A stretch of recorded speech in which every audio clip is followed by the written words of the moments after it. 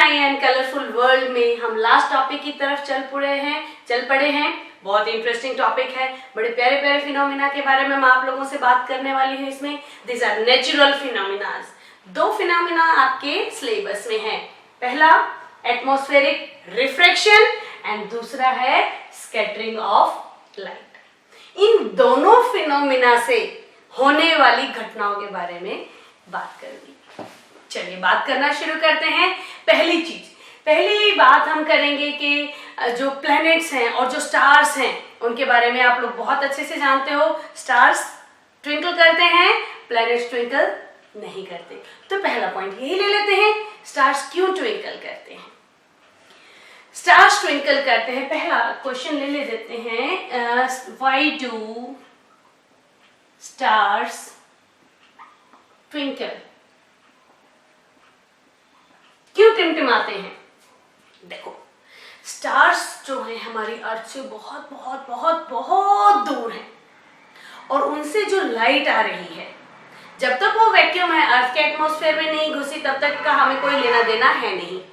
जैसे ही वो अर्थ के एटमॉस्फेयर में घुसती है तो वहां से लेके और हमारी आंखों तक एटमॉस्फेयर का जो कंसंट्रेशन है वो एकदम अलग है। कहीं पे एयर डेंसर है, कहीं पे रेयरर है, कहीं पे ज्यादा घनी है, कहीं पे कम है। मैंने बताया था डेंसर और रेयरर मीडियम में जब भी लाइट एंटर करती है तो वो रिफ्रैक्ट होती है। एटमॉस्फेरिक रिफ्रैक्शन मतलब एटमॉस्फेयर में जो रिफ्रैक्शन हो रहा है तो उसकी वजह से कई बार रिफ्रैक्शन हो रहा है। जहां मान लो यहाँ पे डेंसर है तो यहाँ पे वो टुवर्ड्स द नॉर्मल हो गई, आगे रेयरर है तो away from the normal, towards the normal, away from the normal, कई बार रिफ्लेक्ट होती है। इसकी वजह से हमें जो स्टार की पोजीशन है वो ऊपर नीचे नजर आती है। That is the twinkling of stars. अब तुम कहोगे प्लैनेट्स क्यों नहीं ट्विंकल करते। सेम कंडीशन प्लैनेट्स की होनी चाहिए, लेकिन बच्चों क्या होता है, प्लैनेट्स जो हैं हमारी अर्थ के बहुत ज्यादा दूर नहीं है। स्टार्स के मुकाबले वो बड़े, हम एक्चुअली स्टार्स के मुकाबले बहुत छोटे हैं, बट अर्थ से नजदीक होने की वजह से अर्थ को जो स्टार बहुत छोटा पॉइंट साइज है, वही प्लेनेट बड़ा है, लार्ज ऑब्जेक्ट है। तो वहां से जो लाइट आ रही है वो पॉइंट साइज से नहीं आ रही है, वो बहुत सारे पॉइंट से लाइट आ रही है। मतलब बहुत सारे अलग अलग पॉइंट से लाइट्स रेज आ रही हैं लाइट की। अब क्या हो रहा है, एक रे ये आई, एक ये आई, एक ये आई, सारे के सारे, इसमें भी रिफ्लेक्शन हो रहा है, इसमें भी हो रहा है, इसमें भी हो रहा है, तो ये एक दूसरे को नलीफाई कर देती हैं। इनका रिफ्लेक्शन एक दूसरे में सब में हो रहा है, क्योंकि ध्यान रहे मेन पॉइंट क्या है, पॉइंट साइज स्टार होने की वजह से हम एक ही पॉइंट से लाइट को आता हुआ मान रहे हैं, लेकिन प्लैनेट्स में बहुत सारे पॉइंट से लाइट आ रही हैं, रेज आ रही हैं, और इसीलिए वो एक दूसरे के इफेक्ट को नलीफाई कर देती हैं, कैंसल आउट कर देती हैं। यही कारण है कि प्लैनेट्स ट्विंकल नहीं करते, राइट। ओके, दूसरी चीज जो एक और फिनोमेना के बारे में बता रही हूं मैं आप लोगों को, फिर एक बड़े मजेदार सा बहुत आसान सा ट्रिक बताऊंगी कि रिफ्लेक्शन ऑफ लाइट और स्कैटरिंग ऑफ लाइट में आप कैसे अंतर करेंगे। सन जो है ना, हमारा सन एक्चुअल सनराइज से 2 मिनट पहले हमें नजर आना शुरू हो जाता है। ये मान लो अर्थ है, ठीक है, सन यहां पे है, नहीं दिखना चाहिए हमें यहां से, लेकिन हमें 2 मिनट पहले दिखना शुरू हो जाता है। क्यों? क्योंकि रेयरर से डेंसर में आते आते ये टुवर्ड्स द नॉर्मल मुड़ जाता है, और इसकी वजह से हमारे को ये अपरेंट पोजीशन जो सन की यहां नजर आती है, था यहां, लेकिन इस बेंडिंग की वजह से हमें सन पहले यहां से दिखाई दे जाएगा। ये सन से 2 मिनट पहले ये नजर आना शुरू हो जाता है ड्यू टू एटमॉस्फेरिक रिफ्लेक्शन। अच्छा, इन क्वेश्चंस का आंसर ही आपने ऐसे देना है। पहली लाइन आप लिख दोगे, जब भी किसी चीज की पोजीशन की बात हो, पोजीशन देखो, स्टार में भी पोजीशन चेंज हो रही थी, सन में भी पोजीशन चेंज हो रही है, किसी भी ऑब्जेक्ट की पोजीशन चेंज होती है सिर्फ और सिर्फ रिफ्लेक्शन के कारण। तो आपने इसका आंसर सब, अगर क्वेश्चन आता है why can we see this sun 2 minutes before the actual sunrise, ठीक है, तो इसका आंसर क्या होगा, this is due to atmospheric reflection. पहली लाइन आप लिख दोगे, आपका आंसर डन है। उसके बाद आप एक्सप्लेनेशन कर देते हो तो वो बेटर हो जाएगा, बट टीचर को पता चल गया कि आपको एक्चुअल फिनोमिना मालूम है। तो कहीं पे भी अगर पोजीशन की बात आती है तो एटमॉस्फेरिक रिफ्रैक्शन। सेम केस होता है जब ये सन सेट होने लगता है। सेट होने के बाद भी 2 मिनट तक ये हमें नजर आता रहता है due to atmospheric refraction. Very nice, very easy. तो स्टार्स क्यों ट्विंकल करते हैं, प्लैनेट्स क्यों नहीं ट्विंकल करते? सन की पोजीशन, फिर से बताऊंगी, जहां पे भी पोजीशन की बात आती है तो फिनोमेना है एटमॉस्फेरिक रिफ्रैक्शन। अब आ जाती हूँ स्कैटरिंग ऑफ लाइट पे। ये बड़ा इंटरेस्टिंग सा फिनोमेना है। इसमें क्या होता है, कोई भी ऑब्जेक्ट जिस पे व्हाइट लाइट गिरती है वो कुछ लाइट स्कैटर कर देता है, कुछ नहीं करता है। तो जौन सी लाइट को वो स्कैटर करता है हमें वो उसी कलर का नजर आने लग जाता है। ये आप लोगों ने बचपन में ही पढ़ा है। जिस लाइट को वो स्कैटर करेगा वही लाइट हमारी आंखों तक पहुंचेगी और वो हमें दिखाई देगा। तो जब भी कलर की बात हो, सन जो है सनसेट पे और सनराइज पे ऑरेंज कलर का नजर आ रहा है, कलर। जब भी कलर है स्कैटरिंग ऑफ लाइट।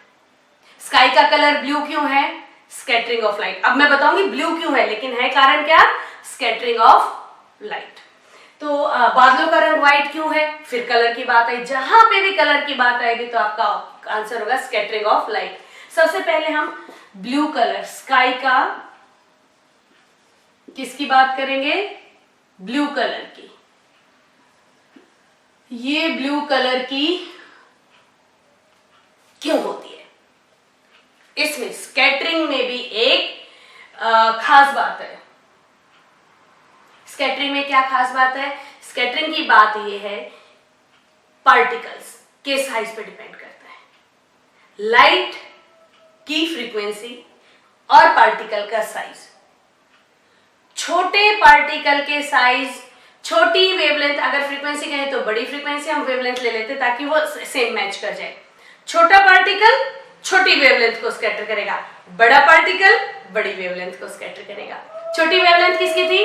वायलेट की थी, इंडिगो की थी। तो जो एयर में पार्टिकल्स है ना, वो उस साइज के हैं जो ब्लू कलर को ज्यादातर स्कैटर कर सकते हैं। क्लियर हुआ? छोटी वेवलेंथ, छोटे पार्टिकल्स, पार्टिकल्स बड़े हो गए, बड़ी वेवलेंथ, मतलब अब वो ब्लू और वायलेट दोनों को स्कैटर कर सकते हैं। हमारे को ब्लू कलर नजर आता है उसका। अगर हम बात करेंगे पार्टिकल और बड़े हो गए तो वो और सारे नीचे वाले कलर्स को और बड़े हो गए तो करीब करीब 7 कलर को भी रिफ्लेक्ट कर देंगे तो वो व्हाइट नजर आएगा। अभी बताती हूँ।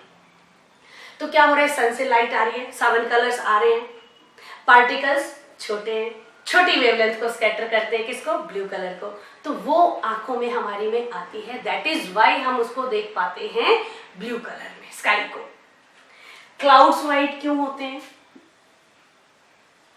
क्लाउड्स का कलर व्हाइट, में बारिश के दिनों की बात नहीं कर रही जब उनमें पानी भरा हुआ होता है। क्लाउड्स का कलर व्हाइट क्यों होता है? क्योंकि क्लाउड्स बने हुए हैं किससे? बर्फ के पार्टिकल से। वाटर कंडेंस हो गया है, वो पार्टिकल्स के हैं साइज में इतने बड़े हैं कि वो 7 कलर को रिफ्लेक्ट कर सकते हैं। वो इवन रेड कलर को भी रिफ्लेक्ट कर देंगे, स्कैटर कर देंगे। तो हमें इसीलिए जब वो उसने किया 7 कलर एक साथ रिफ्लेक्ट होंगे तो क्या होगा? व्हाइट कलर नजर आएगा। तो उन्होंने स्कैटर कर दिया 7 को, दैट इज वाई हम लोगों को वो व्हाइट कलर का नजर आ रहा है। एक बात और, तीसरा आप लोगों के सिलेबस में है, सनसेट पे एंड सनराइज पे सन अपीयर्स क्या? ऑरेंज, और बाकी टाइम पे वो व्हाइट कलर का नजर आता है। फिर वही वाली बात है, देखो इसमें क्या होता है, जब सनसेट और सनराइज की बात होती है तो सन कहाँ है? होराइजन पे है, बहुत दूर हो गया है अर्थ से, इधर है, इधर है, होराइजन पे है। तो इस दौरान वो बहुत सारी लेयर से लाइट जो है ट्रेवल करके आ रही है। छोटे पार्टिकल्स, बड़े पार्टिकल्स, हर तरह के पार्टिकल्स हैं वहां पे। अब यूनिफॉर्म तो है नहीं, तो वहां तक इधर कहीं छोटे मिले, कहीं बड़े मिले, कहीं छोटे मिले, कहीं बड़े मिले, करते करते करते करते जब तक हमारे पास तक लाइट आती है, बड़ी वेवलेंथ वाली छोड़ के बाकी सब स्कैटर हो चुकी होती है और हमें सिर्फ क्या नजर आता है? ऑरेंज और रेड कलर की लाइट नजर आती है।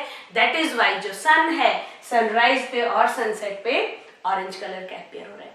जबकि दिन में क्या होता है? दिन में सन हमारे सर के ऊपर है, ज्यादा दूरी से ट्रेवल नहीं करके आ रहा, इतनी ज्यादा स्कैटरिंग उसकी हो नहीं पाती है, इतने ज्यादा उसको लेयर्स नहीं क्रॉस करनी, तो वो हमारे को किस कलर का नजर आ रहा है? व्हाइट कलर का नजर आ रहा है। एक बार फिर से कंक्लूड कर देती हूँ, 2 फिनोमेना है, atmospheric refraction and scattering of light. Tyndall effect भी इसी में आ जाता है। टिंडल इफेक्ट क्या होता है? जो लाइट स्कैटर हो रही है पार्टिकल्स की वजह से। दूध में पानी डाल दो, आप करके देखना आज अपने घर में। क्या करना है, कांच का ग्लास लेना, उसमें आधा ग्लास दूध ले लेना और आधा ग्लास पानी डाल देना, लाइट्स ऑफ, इस साइड से टॉर्च जलाना। अब क्या क्या हो सकता है, मान लो ये ग्लास है, आपने यहां से टॉर्च जलाई है, अब यहां से जब देखेंगे तो क्या कलर नजर आएगा, और ग्लास को ऊपर से देखेंगे तो क्या कलर नजर आएगा, मुझे बताना आप लोग कमेंट्स में। मैं आपको आइडिया देती हूँ। जब हम यहां से टॉर्च जलाएंगे तो क्योंकि हमने पानी भी मिला दिया है इसमें दूध के पार्टिकल्स में, तो वो छोटी लाइट को स्कैटर करेगा, छोटी वेवलेंथ को, तो ब्लूइश नजर आएगा। आपकी मम्मी दादी कई बार जो दूध वाले भैया होते हैं उनको बोलते हैं अरे पानी मिला रखा है, ये नीले रंग का दूध हो रखा है। नीले रंग का दूध मतलब उसमें ब्लूइश कलर नजर आता है हल्का सा, किसकी वजह से? पानी मिलाएंगे तो।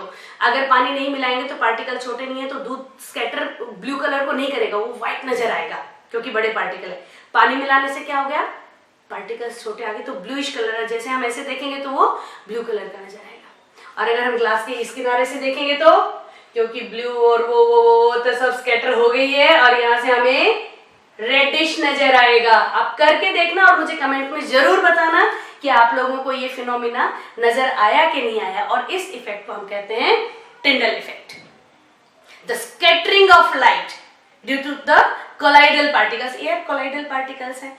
कोलाइडल पार्टिकल्स जब लाइट को स्कैटर कर देते हैं तो उसका पाथ विजिबल हो जाता है and that is known as Tyndall effect. Scattering of light मैंने आपको बता दिया।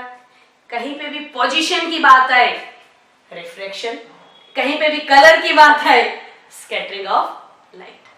तो इसके साथ ही मैं इस पूरे चैप्टर को कंक्लूड करती हूँ। अगले चैप्टर में मैं आप लोगों के साथ मिलूंगी एक नया टॉपिक लेकर के, एंड तब तक के लिए good bye, keep watching the videos and keep sharing the videos.